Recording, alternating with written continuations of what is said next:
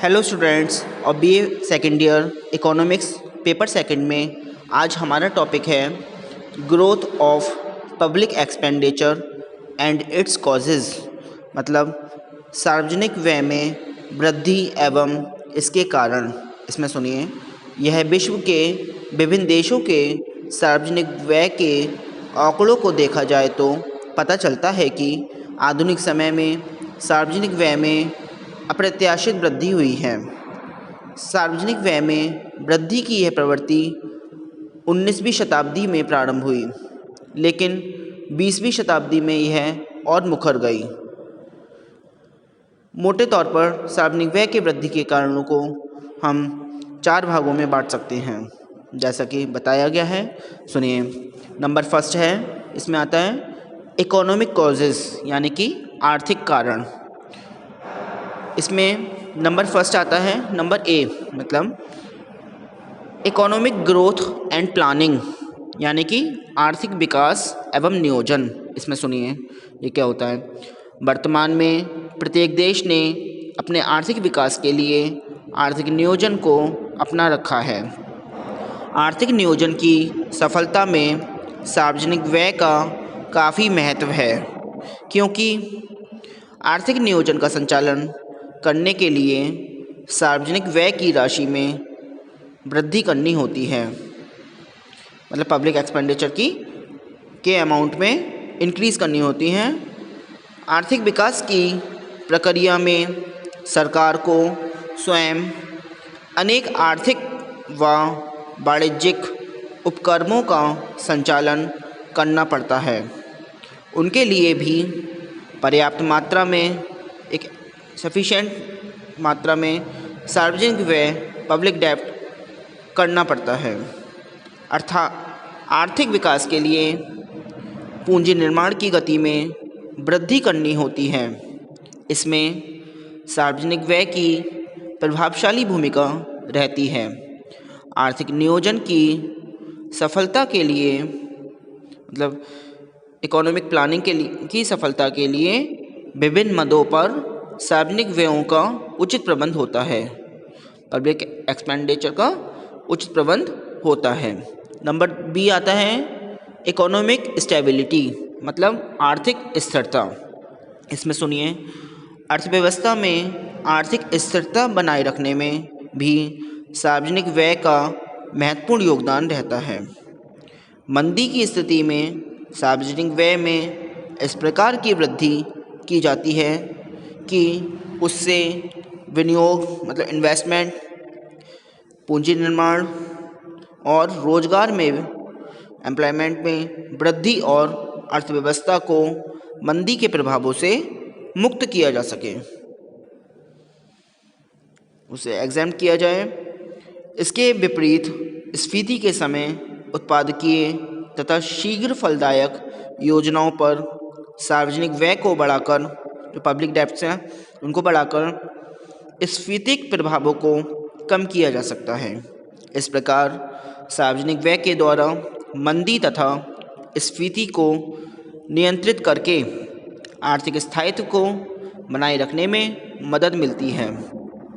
Number C आता है development of under developed regions, मतलब अर्ध विकसित क्षेत्रों का विकास। इसमें सुनिए, विकासशील देशों में पिछड़े व अर्धविकसित क्षेत्रों के विकास की समस्या रहती है। जो विकासशील, मतलब डेवलपमेंट जो कंट्री हैं उसमें पिछड़े व अर्धविकसित, मतलब अंडर डेवलपमेंट क्षेत्रों के विकास की समस्या रहती है। अतः सार्वजनिक व्यय के द्वारा इन क्षेत्रों में आधारभूत संरचना, इंफ्रास्ट्रक्चर का निर्माण किया जा सकता है, का बनाया जा सकता है, और विकास के लिए वित्तीय सहायता, फाइनेंशियल हेल्प तथा उत्पादन, मतलब असिस्टेंस एंड सब्सिडी प्रदान की जा सकती है। नंबर डी आता है expansion in size of public sectors, मतलब सार्वजनिक क्षेत्र के आकार में वृद्धि। इसमें सुनिए, द्वितीय महायुद्ध के बाद राष्ट्रीय आय की तुलना में सार्वजनिक क्षेत्र के कुल आकार में ही नहीं, मतलब कुल साइज़ में ही नहीं, बल्कि सार्वजनिक दृष्टि से भी पर्याप्त वृद्धि हुई है, पर्याप्त इंक्रीज़ हुई है उसमें, जिसके कारण भी सार्वजनिक व्यय का महत्व बढ़ा है। मतलब जिसके कारण पब्लिक सेक्टर्स, सार्वजनिक क्षेत्र, पब्लिक डेब्ट्स का महत्व बढ़ा है। नंबर ई आता है increase in price of goods, मतलब वस्तुओं के मूल्यों में वृद्धि। इसमें सुनिए, द्वितीय महायुद्ध के शुरू होने के साथ ही संसार के विभिन्न देशों में मुद्रा प्रसार आरंभ हुआ। एक व्यक्ति की तरह सरकार को विभिन्न वस्तुएं और सेवाएं खरीदनी पड़ती हैं। मतलब द्वितीय जब महायुद्ध शुरू हुआ था उसके साथ ही संसार के विभिन्न देशों में मुद्रा प्रसार, इन्फ्लेशन स्टार्ट हो गया था और एक व्यक्ति की तरह ही सरकार को अलग अलग वस्तुएं, विभिन्न वस्तुएं मतलब और सेवाएं खरीदनी पड़ती थी, परचेज़ करनी पड़ती थी। फलतः वस्तुओं और सेवाओं के मूल्यों में वृद्धि होने के कारण, वृद्धि मतलब इंक्रीज़ होने के कारण सरकार को भी पहले की अपेक्षा अधिक धन खर्च करना पड़ता था, अधिक धन खर्च करना पड़ता था, ज़्यादा, पहले से ज़्यादा। अब नेक्स्ट आता है number F, nationalisation of industries, मतलब उद्योगों का राष्ट्रीयकरण।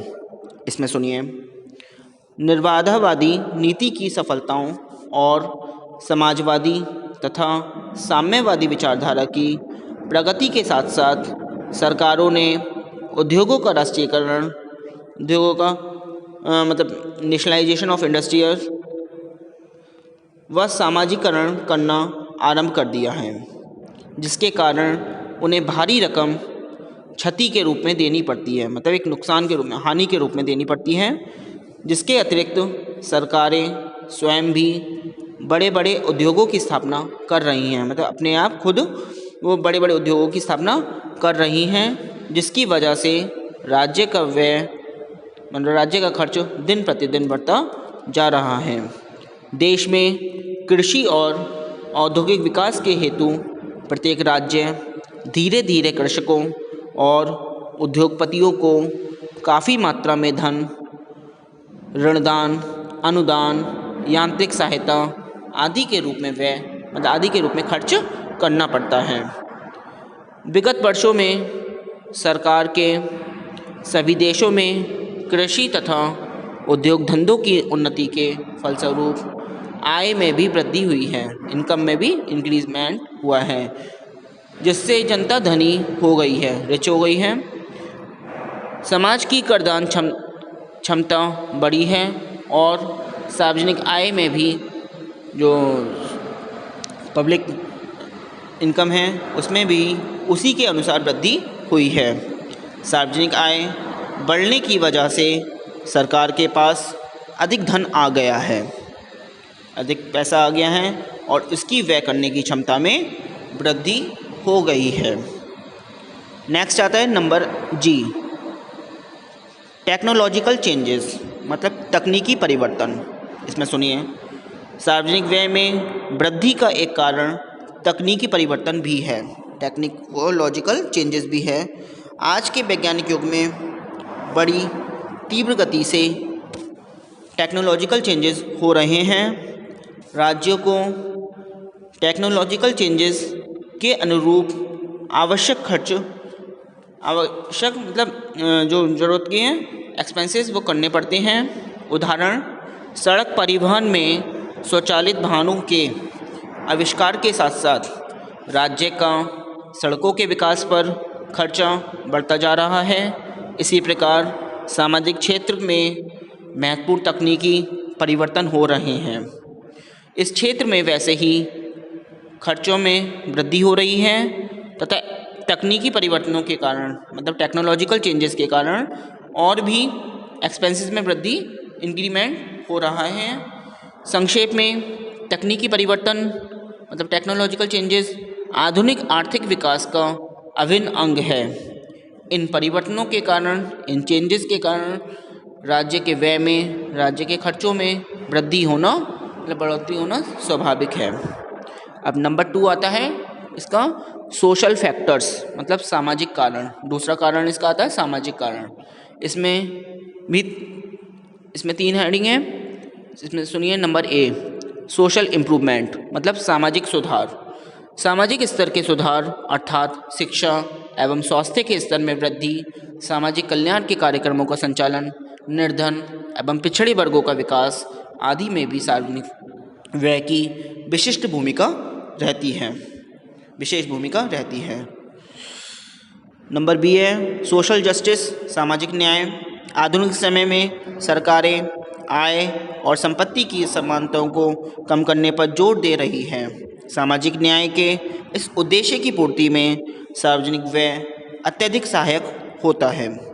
कारण यह है कि सार्वजनिक व्यय की उचित नीति का अनुकरण करके निर्धनों पर अधिक खर्च करके उनकी आय और जीवन स्तर की वृद्धि की जा सकती है। नंबर सी आता है एक्सपेक्टेशंस ऑफ पीपल, मतलब नागरिकों की प्रत्याशाएं, उनकी एक्सपेक्टेशन क्या हैं। देश के नागरिक सदैव ही यह इच्छा रखते हैं कि उनके रहन सहन के स्तर में निरंतर सुधार होता रहे और सार्वजनिक व्यय द्वारा उन्हें और अधिक तथा श्रेष्ठ सुविधाएं उपलब्ध होती रहें। अपनी विशिष्ट आय स्तर का ध्यान किए बिना ही लोगों की प्रत्याशाएं बहुत अधिक होती हैं। इन प्रत्याशाओं को पूरा करने में सार्वजनिक व्यय का महत्वपूर्ण स्थान है। अब नंबर तीसरा हेडिंग है, तीसरा कारण है नंबर 3 पॉलिटिकल कॉजेज़, राजनीतिक कारण।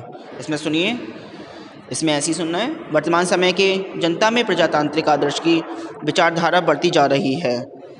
प्रजातांत्रिक राज्य में अनेक प्रकार के राज्य संगठनों की तुलना में व्यय अधिक होता है। और अदर फैक्टर्स में आते हैं अंतर्राष्ट्रीय संगठनों का प्रभाव, इफेक्ट ऑफ इंटरनेशनल ऑर्गेनाइजेशन और लोकल एंड सोशल प्रॉब्लम्स।